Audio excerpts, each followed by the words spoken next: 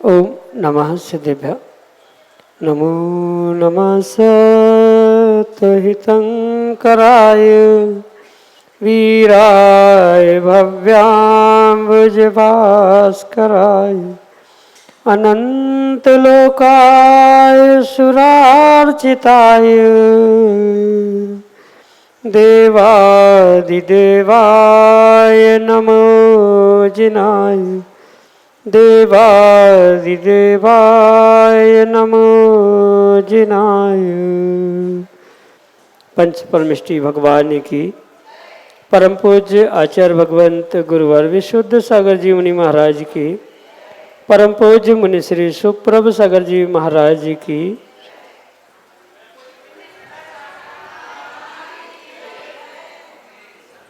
समीचीन विकल्पों का सम्यक समाधान, सम्यक ज्ञान की वह अनूठी विधा जिसके माध्यम से हम सभी प्रतिदिन अपने ही मन के विकल्प का सम्यक रूप से समाधान आगम के परिप्रेक्ष्य में प्राप्त करते हैं और वही सम्यक समाधान हमारे आत्म कल्याण का पथ प्रशस्त कराने वाला होता है।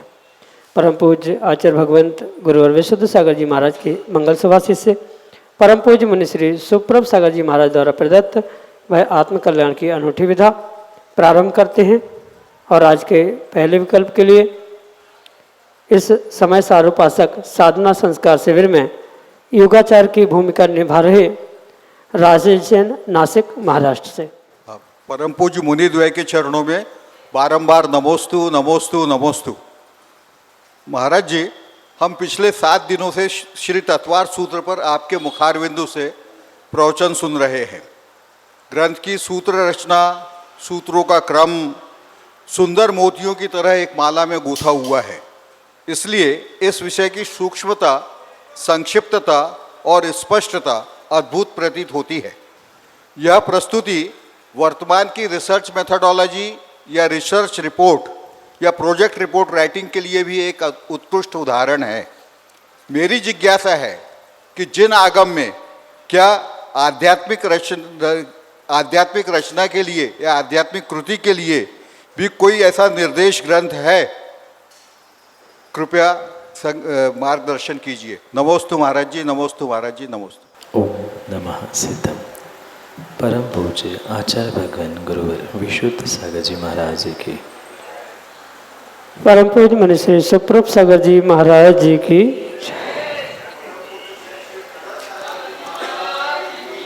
हमारे जिनागम में एक नहीं अपितु अनेकानेक ऐसे द्रव्यानियोग के, करणानियोग के और प्रत्येक अनियोग के ग्रंथ है जो रिसर्च मेथोडोलॉजी या बहुत सारे प्रोजेक्टिव व्याख्यान करने वाले, और विशेष करके अगर आध्यात्मिक रचना या आध्यात्मिक ग्रंथों की हम बात करें, क्योंकि अध्यात्म सिद्धांतिक नहीं होता।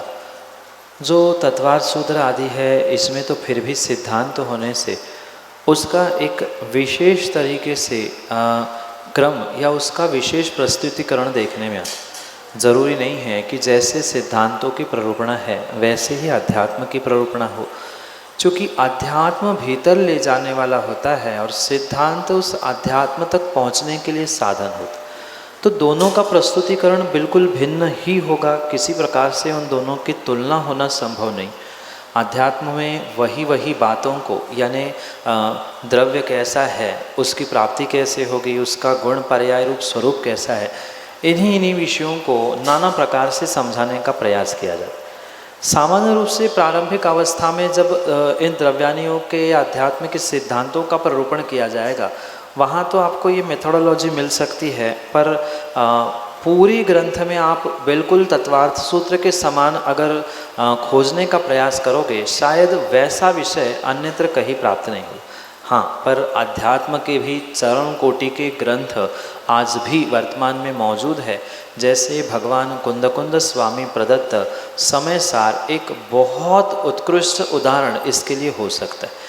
जो 7 तत्व है, उन 7 तत्वों के साथ वहाँ जहाँ चार भगवंत समय पाहुड़ समय सार को समय सार नाटक के रूप में प्रस्तुत करते हैं, वहाँ उन्होंने यही क्रम देने का प्रयास किया कि रंगमंच है, पहले जीव द्रव्य आता है, फिर अजीव द्रव्य आता है, आश्रव द्रव्य आने पर वो चला जाता है, आदि नाटकीय रूपांतर से इसको बहुत अच्छे से प्रस्तुत करने का प्रयास किया।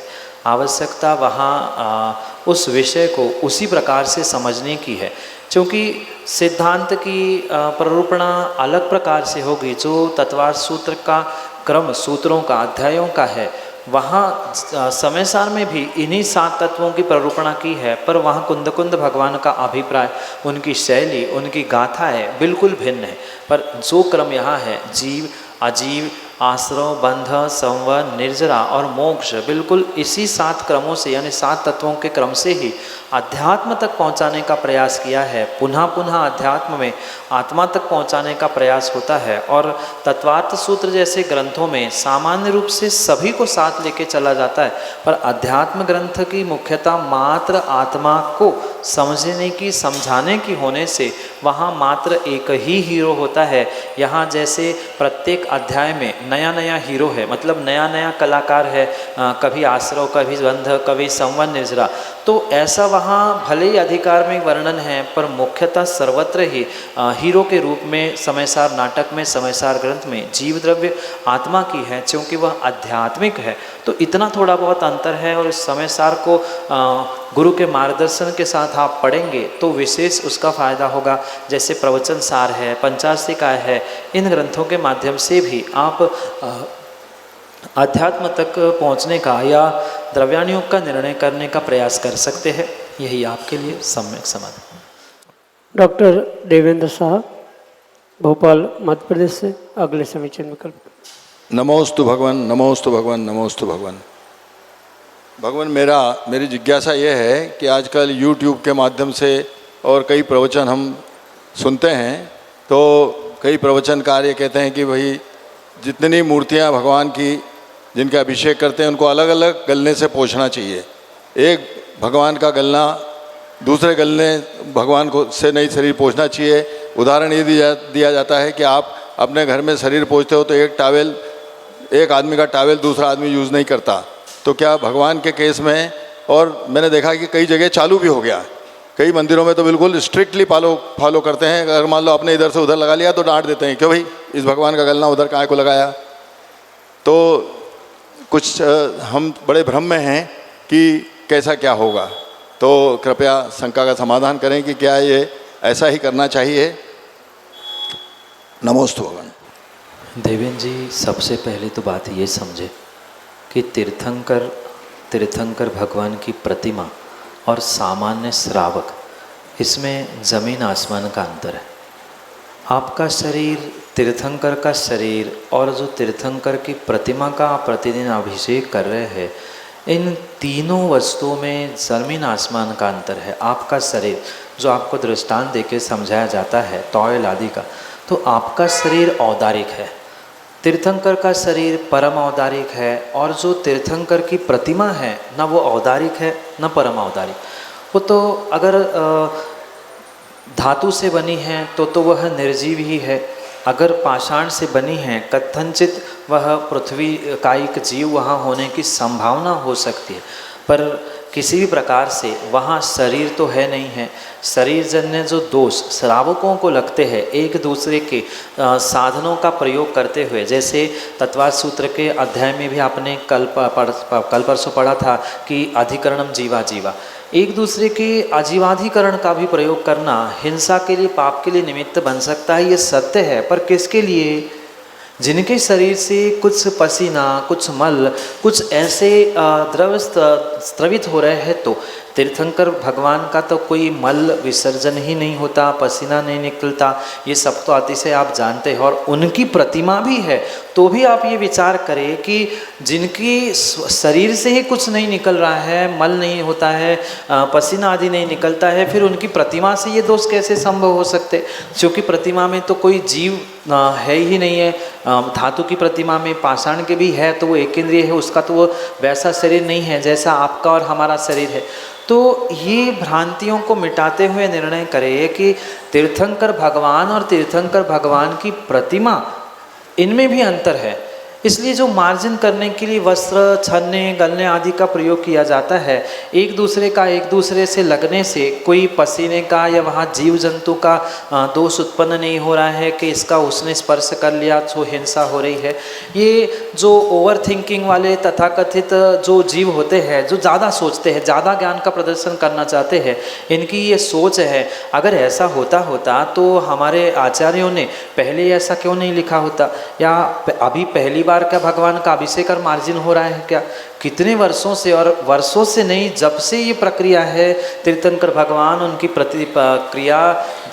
क्रिया रूप धर्म, तो तभी से लिखना चाहिए था कि जितने भगवान हैं उतने भगवान के लिए अलग अलग अंगूठी, अलग अलग छन्ना गन्ना रखना चाहिए। पर ऐसा कहीं भी आगम में प्रमाण नहीं मिलता।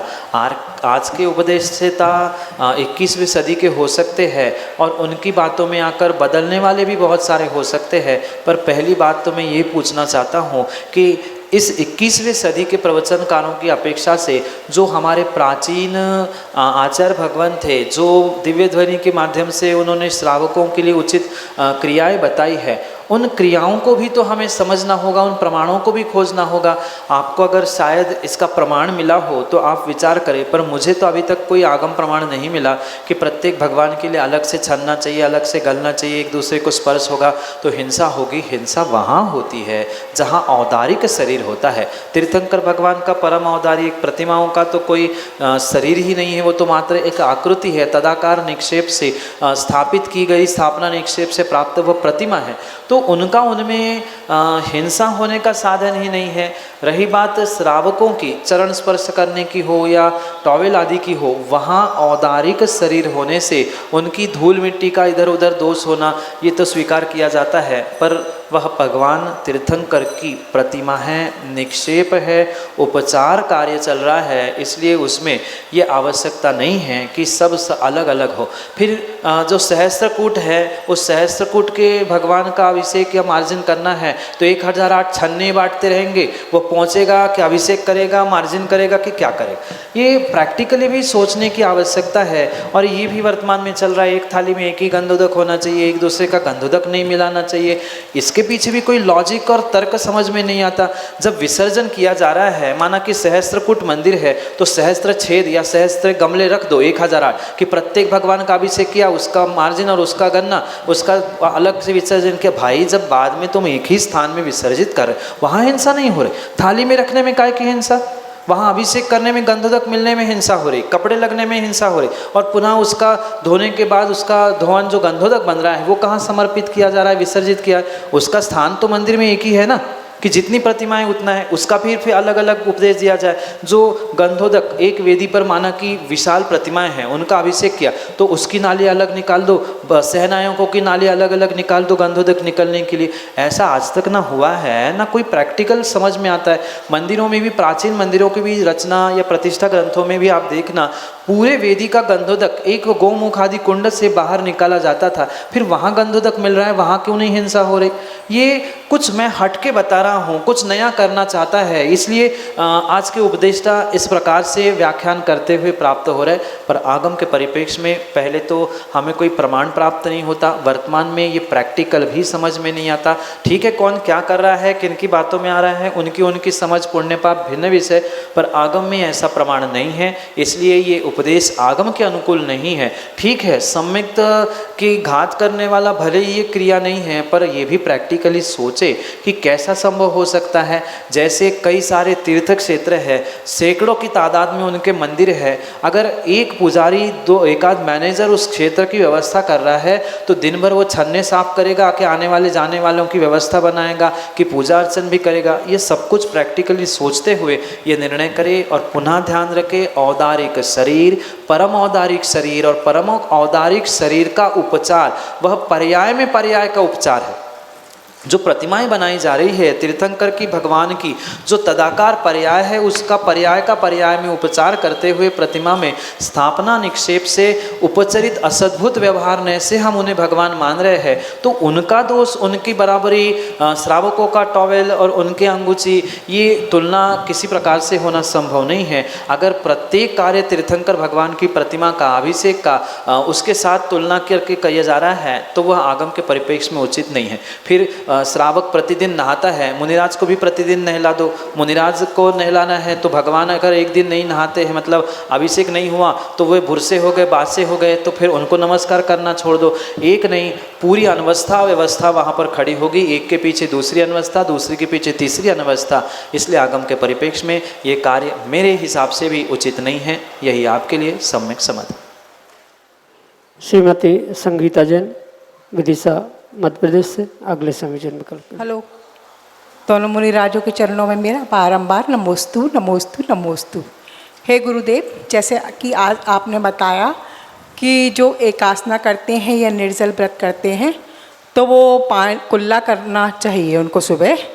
तो मेरा प्रश्न ये है महाराज श्री कि वो हम लोग जैसे निर्जला वगैरह करते हैं तो कितनी बार कुल्ला कर सकते हैं और मंजन भी कर सकते हैं क्या? क्या कि कृपया मेरी शंका का समाधान कीजिए।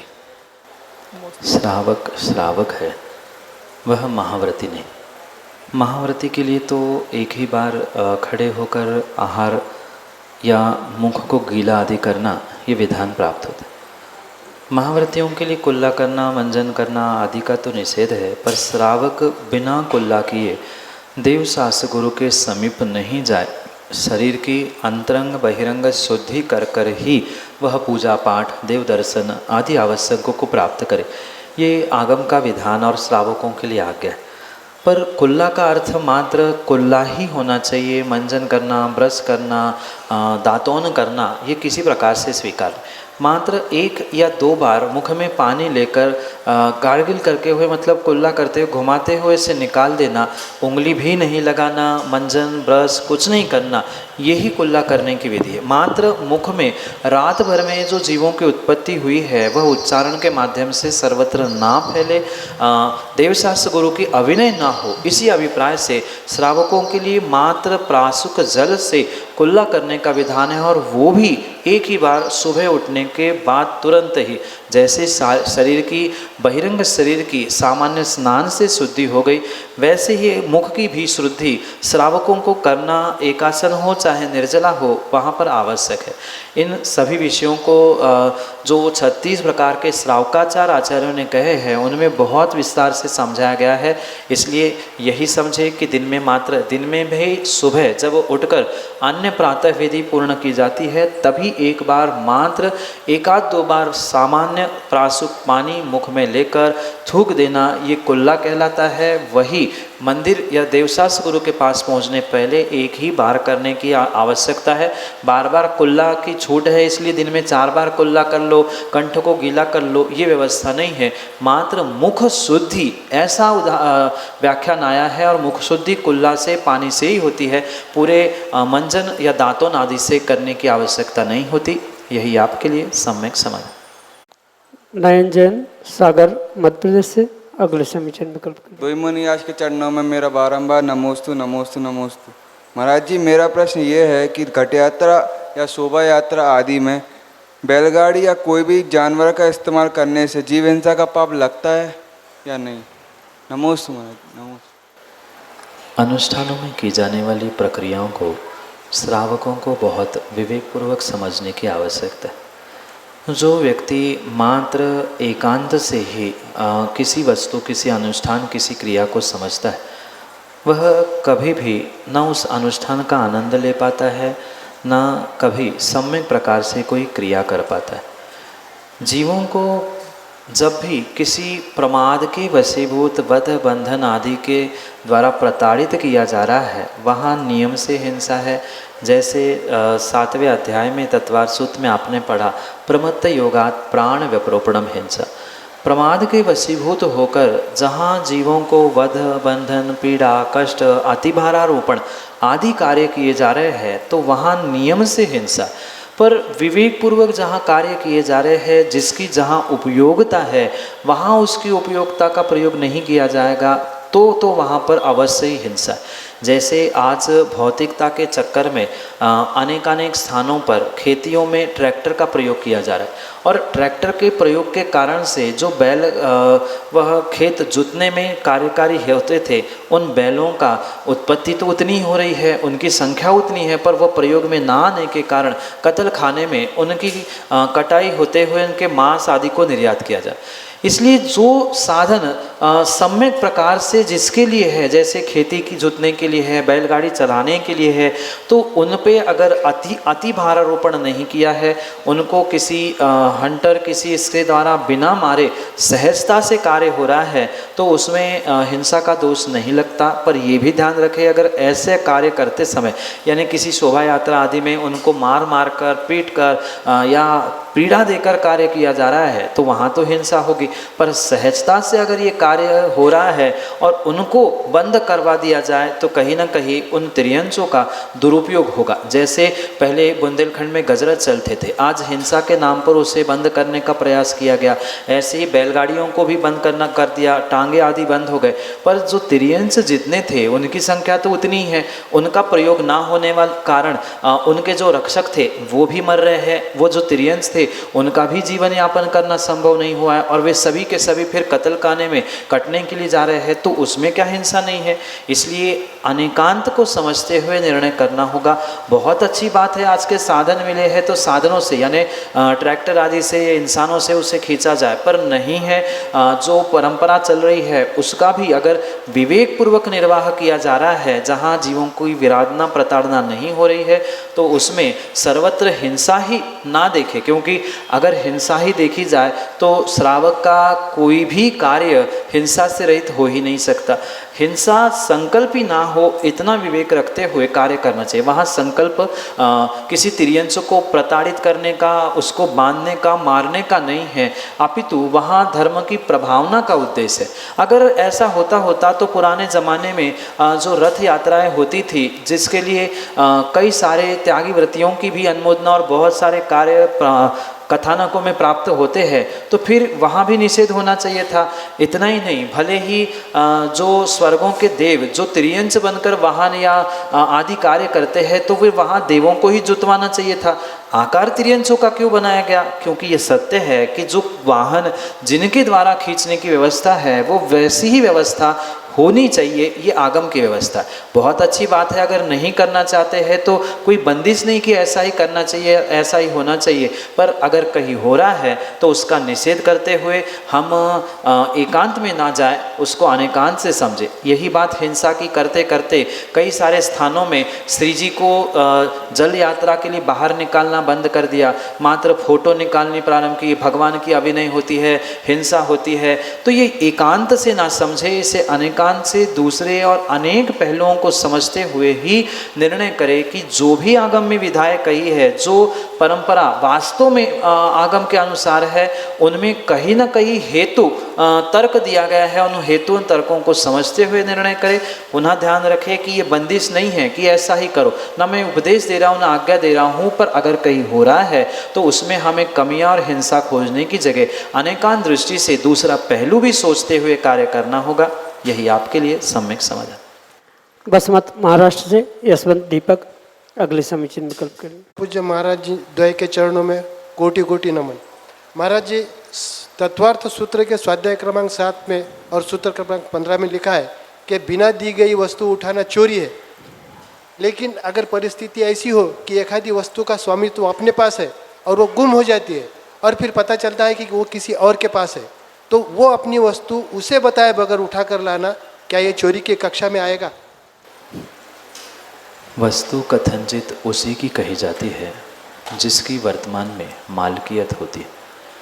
और भले ही आपकी वस्तु वर्तमान में किसी दूसरे के पास पहुँचे, उसने बिना पूछे बिना जाने उठाई, उसने तो चोरी कर ली, पर आज अगर वह उसका भोग उपभोग कर रहा है, उसे प्राप्त कर रहा है और उसे बिना पूछे, उसे बिना संकेत किए आप उठा के लाओगे, तो भावों की हिंसा तो वहाँ होगी। वो पुनः विचार करेगा, जैसे आपकी घूमने पर आपने विकल्प किया था, ऐसा वो भी चिंता में डूब सकता है, वह भी अपने भावों की हिंसा को प्राप्त कर सकता है। इसलिए अवश्य ध्यान रखें कि अपनी भी वस्तु अगर किसी दूसरे के मालकियत में है, दूसरा अभी वर्तमान में उसका स्वामी है, तो उसे बिना बताए उठानी नहीं चाहिए। कम से कम उठाने के बाद ही सही उसको संकेत करना चाहिए कि भाई भूल से तो ले गया था, अब मैं वे वापस ले आया हूँ, जिससे उसके भावों की, उसके प्राणों की रक्षा होना संभव है। यही आपके लिए सम्यक समाधान। देवेंद्र सिंह लक्ष्मीनगर उज्जैन मध्य प्रदेश से अगले समीचीन विकल्प। गुरुदेव के चरणों में बारंबार नमोस्तु भगवान, नमोस्तु भगवान, नमोस्तु भगवान। गुरुदेव, श्री जी के अभिषेक के बाद छत्र एवं चमर चढ़ाने की क्रिया की जाती है। कुछ समय से गुरुदेव छत्र चमर हाथ में ना लेके हाथ से ही मुद्रा बना के छत्र चढ़ा दिया जाता है और हाथ से ही चमर बना के चमर चढ़ा दिया जाता है। गुरुदेव कृपया संख्या समाधान करें कि उचित है या नहीं। नमोस्तु गुरुदेव, नमोस्तु। सबसे पहली बात तो ये समझनी होगी कि इस प्रकार से अष्टद्रव्य चढ़ाने का उपक्रम या परंपरा व्यवस्था कहीं आगम ग्रंथों से प्रमाणित नहीं है। दूसरी बात यह है कि सम्यक वर्धिनी क्रिया है, इसलिए पूर्ण रूप से भले ही निषेध नहीं भी किया जाए, पर इसका कोई तर्क, इसका कोई प्रैक्टिकल विषय मुझे तो समझ में नहीं आता।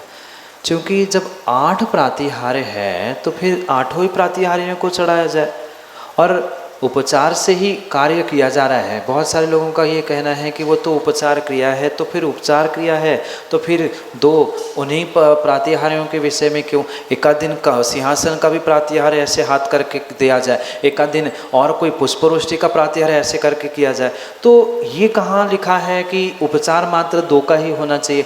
8 प्रातिहार्य है तो 8 प्रातिहार्य का श्लोक बोला जाए, 8 को चढ़ाने का प्रयास किया जाए। उत्कृष्ट बात है, अगर करना ही है तो पूरा करो, और उपचार से ही करना है तो फिर हाथ की और वही द्रव्यों की क्या आवश्यकता? अन्य भी जो प्रातिहार्य है उन प्रातिहार्यों को कभी चढ़ाया जाए। जब भक्तांबर के सूत्रों का मतलब काव्यों का प्रयोग करके ही उसको चढ़ाया जा रहा है, तो फिर कभी ये 2, कभी और 2, कभी और 2, ऐसे करते हुए 4 दिन अलग अलग चढ़ाया जाए, या इस हफ्ते ये किया, अगले महीने कुछ किया, तो इन प्रातिहार्यों को भी बदला जा सकता है। पर उन्हीं को चढ़ाने का अट्टहास क्यों है, ये मुझे तो समझ में नहीं है।